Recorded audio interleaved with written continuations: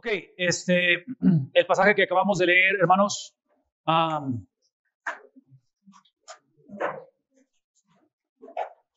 cuando el escritor de Hebreos habla en el versículo número 10, dice, porque Dios no es el mismo pasaje, porque Dios no es justo para olvidar vuestra obra, no es injusto, perdón, para olvidar nuestra obra y el trabajo de amor que habéis mostrado hacia su nombre, habiendo Dios servido a los santos y sirviéndoles aún. Entonces, aquí es donde tenemos que regresar a la conversación de el Dios que sostiene a sus hijos. Dr. Bob, el comentarista, tiene una sección de lo que son los santos. Y eso es algo que ustedes han escuchado anteriormente, pero es el concepto de alguien que es apartado para algo, algún lugar para el uso exclusivo, en el cual da el concepto de algo consagrado o sagrado, y donde Jehová está apartado de la humanidad por su naturaleza, de que Él obviamente es santo, y habla también acerca de su carácter, el cual hay perfección moral. Todo eso es en el artículo que está ahí.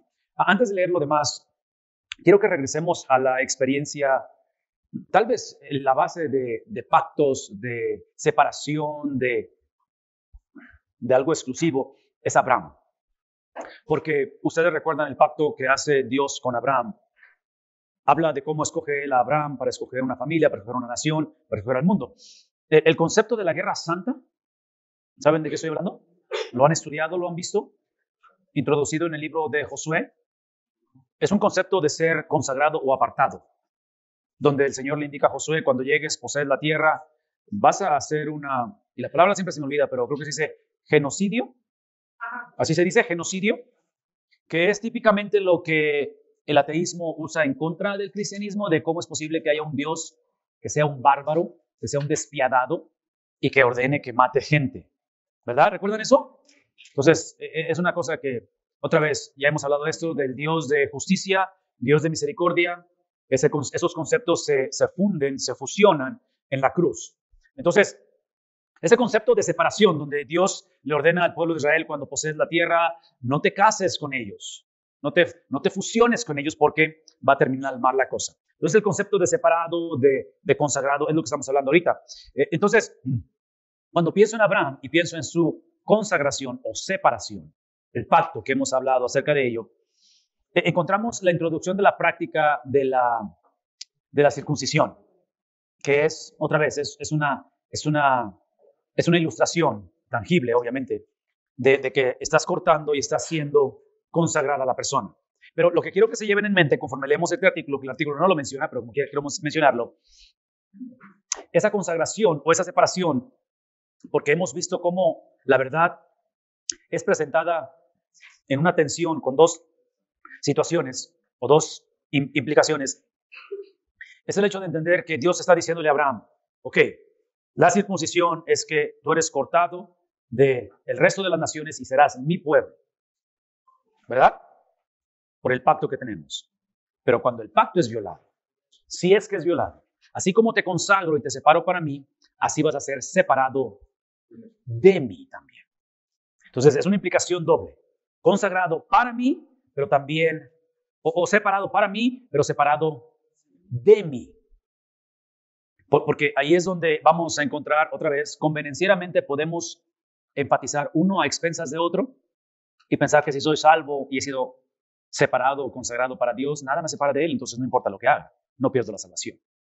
Y Dios dice, no, eso es libertinaje, eso es abuso del pacto, ¿verdad? Porque la separación se hace en contexto de un pacto. Entonces, si olvidamos el vehículo que lleva a la separación o a la consagración, es obvio que vamos a distorsionar el evangelio. Entonces, piensen en eso porque observen lo que está pasando aquí. Habla acerca del Dios que creó a los humanos para compañerismo consigo mismo, pero Génesis 3, la caída, causó una barrera relacional y moral entre Dios, que es santo, y la humanidad, que no lo es, que es pecaminosa. Por lo tanto, Dios decide, ¿qué cosa? Crear un pacto, restaurar esa creación. Por lo tanto, Él llama a su pueblo a ser separado, consagrado, santo. Y esa experiencia que es por una relación, el cual dijimos que la fe, que es fidelidad, es como el neutro. ¿Recuerdan eso?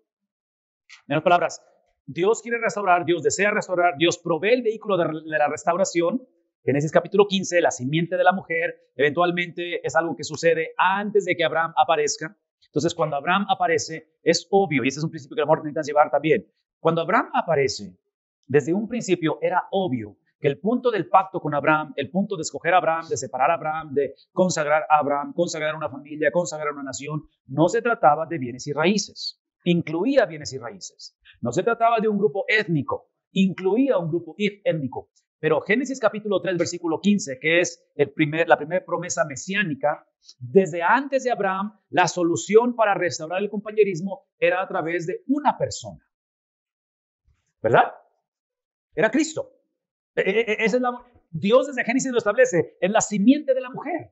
¿Quién lo va a hacer? Es Cristo, es el prototipo, es la imagen que está impresa y Cristo está incluido, es la persona de la cual está hablando, de tal manera que, una vez más, por la violación del pacto, por escoger uno u otro de los lados del pacto, separado para Dios o separado, ¿qué dijimos?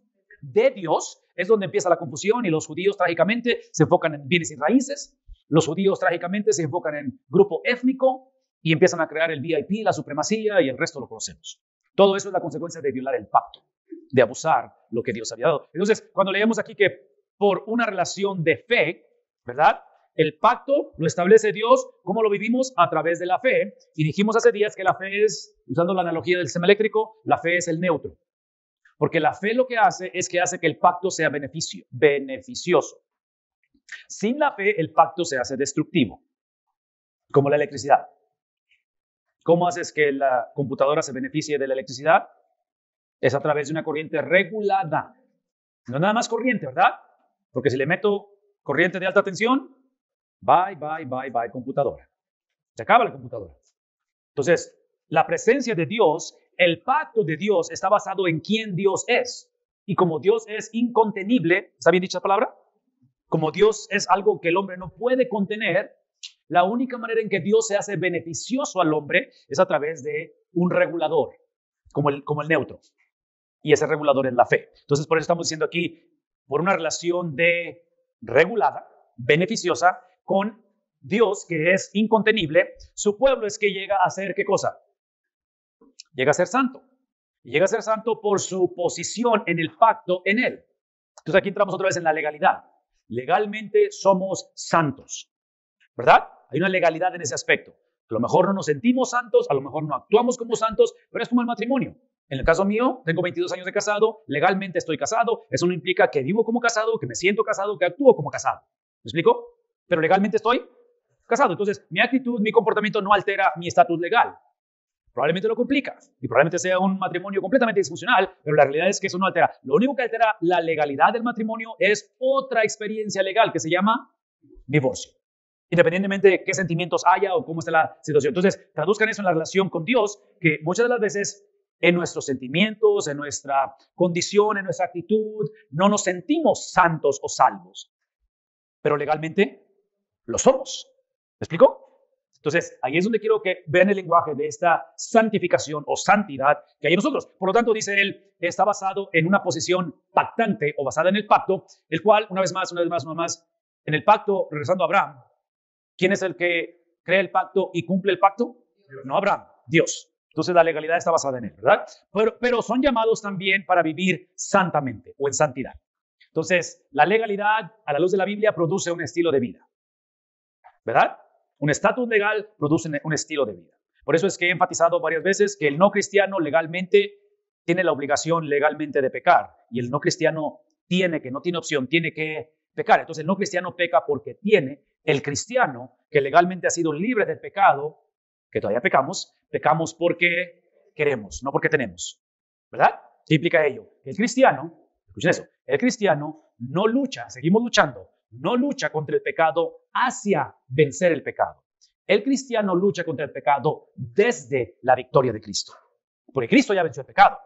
Entonces, cuidemos de no estar luchando hacia vencerlo, sino que seguimos luchando, pero luchamos basado en lo que ya se hizo, ¿verdad? Entonces, ahí es donde decimos, ok, el pecado de Satanás es como la abejita que no tiene, o sea, como quiera, no la quiero agarrar, ¿verdad?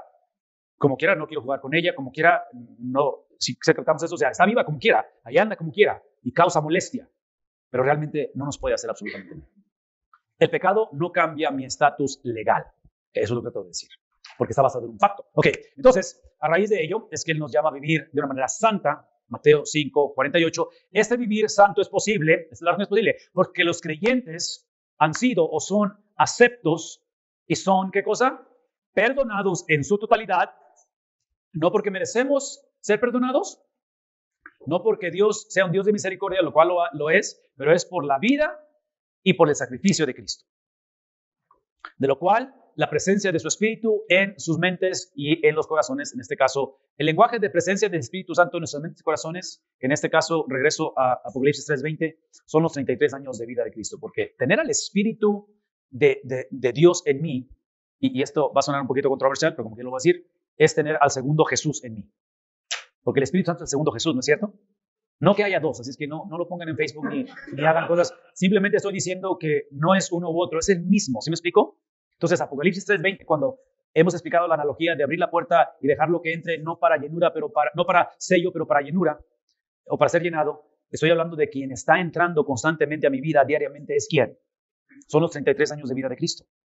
Los cuales, una vez más, esos 33 años de vida, aparentemente, o por lo que entendemos, constantemente empiezan a gotear o a salirse de mí. Y es donde empieza mi carnalidad, mi pecaminosidad, mi dominio empieza a incrementar. Entonces, la lucha que tenemos interna es una lucha que está basada en ese dominio que todavía existe, ese control de quién domina en este aspecto. Pero eso no cambia la legalidad, porque Cristo, Apocalipsis 3:20, no entra a mí diariamente para sellarme. Entra diariamente ¿para qué? Para llenarme. Esa es la diferencia. Entonces, en este caso, habla acerca de cómo esto establece una situación paradójica de, número uno, siendo santo por causa de la justicia imputada. ¿Saben lo que es eso?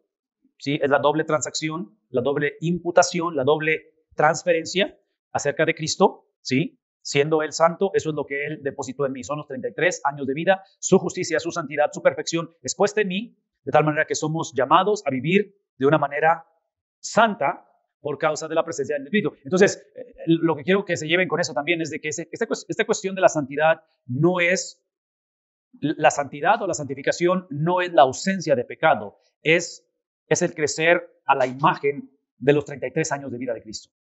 Porque una vez más, y aquí otra vez, estoy repitiendo lo que digo, pero espero que empiece a conectar la conversación, es de que en legalidad el pecado no tiene dominio en mí, pero lo que tiene el pecado en mí, ¿qué es? Influencia. El pecado no va a desaparecer, la influencia del pecado no va a desaparecer de mí. ¿Sí? No va a desaparecer de mí, siempre va a estar presente hasta el día en que mi cuerpo se separe de mi espíritu, mi cuerpo, o lo que queda de mi cuerpo, porque por lo que vemos está deteriorándose cada vez más, sea puesto en un sepulcro, mi espíritu va ante la presencia del Señor y eventualmente un día mi espíritu se reúne con el cuerpo, no el mismo cuerpo, pero el cuerpo glorificado, y es donde entramos en esa desaparición completa de la influencia del pecado. Entonces, eso es lo que dice diciendo el cielo. Mándeme. Yo tengo una pregunta referente a eso. Está diciendo que la influencia pecaminosa únicamente existe en la carne, no en el espíritu, porque eso me hace pensar en la maldad de los seres espirituales que son malvados. Los demonios. Y la tendencia que le pagan únicamente en la carne, pues en el espíritu, porque también lo que necesita ser glorificado y transformado es el espíritu, y metiéndome en el pensamiento judaico, donde el corazón y la mente es la misma. Y ellos ven al espíritu también, junto con la mente. Y la mente sabemos que es malvada, es perversa. Quizás en un sentido espiritual y sacándolo tanto de este terreno material, la mente no es una cuestión de la carne, ¿La mente no es una cuestión de la carne? Yo creo que completamente no. Ok, pero no estás separando la mente de la carne, ¿verdad? La razón que te pregunto es porque tenemos que tener cuidado de que la perspectiva bíblica es que somos, al ser creados a la imagen de Dios, es que somos un ser completo, de que no somos separados entre nuestro espíritu y nuestro cuerpo y que uno es más importante que otro. Ahora, la cuestión de lo que estás preguntando es muy importante porque entra el tema ahora de las áreas que mencioné al principio o anteriormente, donde hemos visto que cuando toqué el tema de la profecía y que dije, okay, cómo termina la vida, cómo inicia la vida, ambas áreas en la Biblia están como medias así no claras. no detalladas como las quisiéramos nosotros. Entonces, parte de ello inclusive yo diría que es la vida después de la vida. La vida después de la vida no está detallada como la quisiéramos nosotros, ¿verdad? Todo lo que sabemos es que, inclusive encontramos en el Nuevo Testamento, que es cuando estamos ausentes del cuerpo, estamos presentes con el Señor. Entonces implica que literalmente la persona va ante la presencia del Señor instantáneamente. No creemos que hay un estado intermedio de ello. Pero, ¿a dónde voy es esto? El modelo a seguir en cuestión de la vida eterna o del cielo lo que es que Cristo está en el cielo físicamente. Él sigue poseyendo un cuerpo físico, glorificado. Entonces la implicación aquí es de que es el cuerpo que recibiremos, un cuerpo glorificado, físicamente hablando. Hay muchas cosas que son misterio porque, otra vez, la Biblia escoge no revelarlo, pero ¿a dónde voy es esto? Cuando hablo de la ausencia del pecado, estoy hablando de la presencia de la glorificación. Entonces, cuando hablas de seres espirituales, en este caso demonios, Satanás, estás hablando de seres no glorificados. Entonces, en este caso no estoy enfatizando nada más la ausencia de algo, pero la presencia de algo. ¿Sí vemos la diferencia? Entonces, siento que tu pregunta está basada más que nada en la ausencia de algo, que en este caso es lo físico, pero obviamente para nosotros la separación de nuestro espíritu con su cuerpo, que otra vez, aquí hay un poco de especulación, porque la Biblia no te da detalle de ello, pero tengo la impresión, esta es la impresión que tengo por lo que leo en la Biblia, de que la presencia inmediata ante Cristo al momento de morir, y hasta el momento en que Cristo venga por segunda vez, porque cuando Él viene por segunda vez es cuando nuestro espíritu se une a ese cuerpo glorificado. Entonces, este periodo en el cual es como intermedio, pero es ante la presencia de Dios, nuestro espíritu, tengo la impresión que el compañerismo con Dios o con Cristo es limitado. Esa es mi impresión. Que cuando Cristo regrese por segunda vez y regresemos con Él los que hayamos dormido, a lo mejor nos toca verla, no lo sé, cualquiera que sea el caso, pero los que lleguemos a regresar con Cristo y recibamos nuestro cuerpo glorificado, es la impresión que yo tengo que es cuando será el compañerismo en su totalidad ante Él. Pero otra vez, es especulación, ¿verdad? No tengo versículo para decir que así va a ser. Entonces, a dónde voy con esto es que ausencia de la influencia del pecado, la otra es, parte de la ausencia del pecado es porque el ser, el alma, cuando va ante la presencia de Dios, que Hebreos dice que es inmediato, ¿verdad? No hay manera de que la persona o el espíritu, el alma, habite ante la presencia de Dios con influencia de pecado. Si no, no puede coexistir. Y estar en el cielo es tener compañerismo con Él. Yo creo que va a ser un compañerismo limitado hasta que recibamos nuestro cuerpo glorificado. Esa es la impresión que yo tengo. Entonces, ahí es donde, una vez más, no es la ausencia de algo, es la presencia de alguien más lo que hace la diferencia. Mándeme. Esta semana la pregunta es que me llama la atención varios detalles. Uno, no estoy seguro de que estoy alucinando y esto me dirá, pero tengo la impresión de que Satanás no se puede hacer. Bueno, por lo tanto, los demás ángeles nosotros solamente nosotros tenemos visibilidad. La otra cosa es el hecho de que nosotros cuando termina nuestra vida terrenal no podemos ser influidos por el pecado. No tiene que ver con el pecado, simplemente nosotros nos regeneramos y coexistimos regenerados con influencia mientras vivimos en este tiempo. No tiene que ver con la carne. Es que muchas veces hay una confusión entre el término carne y con la carne física. Entonces, yo pienso que cuando termina esta vida, en nuestro cuerpo físico, también se acaba nuestra posibilidad de inclinarnos hacia el lado, o sea, hacia desarrollar nuestra falta de apegarnos a la regla y de la comunión con Él, ¿no? Y todo eso. Entonces, yo pienso que es una pregunta que se resuelve en términos de, una vez que terminamos aquí, como aquí tenemos que reflexionar, como aquí tiene que acabarse todo esto, o sea, el otro día escribí yo a mi profesor de Antiguo Testamento, una cosa un poco tonta, ¿no? Pero usando una analogía de la película, con la película del Señor de los Anillos, donde el anillo se tenía que fundir donde fue forjado, es un poco eso. O sea, aquí tenemos nosotros una decisión, obviamente después de la influencia del Espíritu que nos capacita para tomar esa decisión. Siento que solamente aquí podemos tomar esa decisión. Eso nos da un indicador de que no es posible que seamos influidos más allá de cuando terminamos de vida. Sí, porque la conexión con el pecado en nosotros es una conexión legal transferida por Adán. Entonces, en el momento en el cual aceptamos a Cristo, esa transferencia legal es rota, desaparece. Pero como estamos en las eras donde están empalmadas y el reino de Satanás continúa temporalmente, Satanás continúa siendo un siervo de Dios, que su reinado es administrado o gobernado por el Dios de la Biblia. Es ahí donde Satanás no tiene, no sé cómo se dice en español esa palabra, jurisdicción en la experiencia de habitar ante la presencia de Dios en su totalidad. Entonces, otra vez, la pregunta tiene que ser balanceada entre lo que es la ausencia de algo como producto de la presencia de alguien o de algo. Entonces, en este caso, es el concepto donde parte de la consecuencia del pecado de Adán es que Adán va a morir espiritualmente en el huerto, es restaurada esa vida a través de Cristo y volvemos a nacer, nuestro nacimiento espiritual. Juan capítulo 3, la conversación de Jesús con este rabino Nicodemo, y de ahí es de que nos damos cuenta que nuestro cuerpo va en decadencia, es parte del pecado, la muerte física es parte de la consecuencia del pecado, en la cual la victoria es segura porque dolorosa que es la muerte del pecado, doloroso es ver las peticiones que han compartido esta semana de cáncer, de diferentes situaciones que ha habido. Todo ese dolor es temporal, como es el dominio de Satanás y su pecado. Es real, pero es temporal. Entonces, aquí es donde regresamos a compartir el mensaje de Hebreos, porque Hebreos lo que va a decir es que todo esto es real, es simplemente que hay que mantenerse fiel hasta el final. Independientemente cómo es que el pecado sigue reinando, sigue incrementando, sigue causando lo que causa. Termino con esto. Los creyentes son santos por causa de la presencia de nuestras vidas, de la presencia en nuestras vidas de la voluntad del Padre, que es santo, eso es lo que produce, es la voluntad de Él, y la obra de su Hijo, la presencia de su Espíritu. Entonces piensen en términos de legalidad, la santidad de nosotros, la santificación de nosotros es una experiencia que sucede, es un evento y después es un acto continuo.